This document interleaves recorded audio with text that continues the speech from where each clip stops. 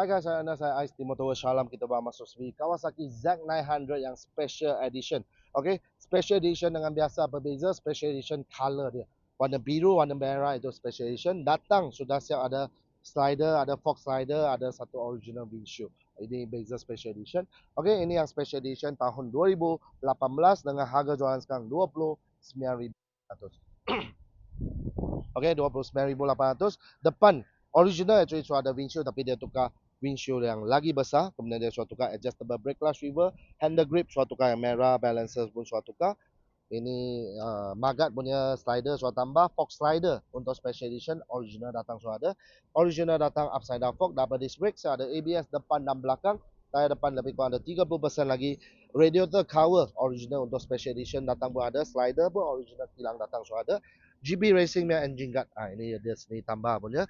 Motor ni 4 silinder punya motor 950cc dengan 125 horsepower. Top speed lebih kurang 250 km/h. Okey, kemudian dia sudah buat satu slip on punya SC Project exhaust.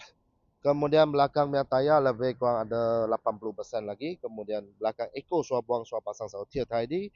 Bobin sudah tambah. Okey, ini motor pun color semua original, stiker original semua pun ada lagi. Original untuk special edition pun datang siap ada original Kawasaki batang pad. Siap ada ini stiker original kilang pun belum hilang lagi lah.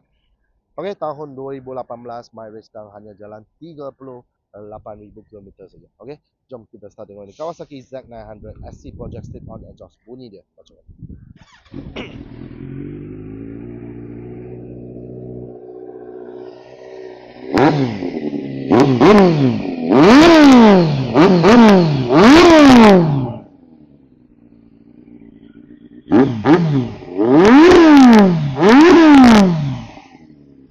Okey, SC Project yang bunyi memang gila garang. Okey, sekali lagi tahun 2018 Kawasaki Z900 yang special edition ni harga jualan sekarang 29,800. Deposit serendah RM100 saja, bulanan 500 lebih untuk 7 tahun. Loan Aeon, loan kredit, loan kedai, loan bank pun kita boleh uruskan. Kalau memang cuit motor, jual motor pun kita angkat juga. Beli pun tak payah risau, siap ada warranty 1 tahun, siap ada kasih gift voucher sebanyak RM1,000. Okey, kalau mau cuit motor, jual motor pun kita angkat juga. Duduk jauh pun tak payah risau, kita hantar seluruh Malaysia. Kalau minat motor ni, terus datang IT Motor Shalom ataupun terus WhatsApp.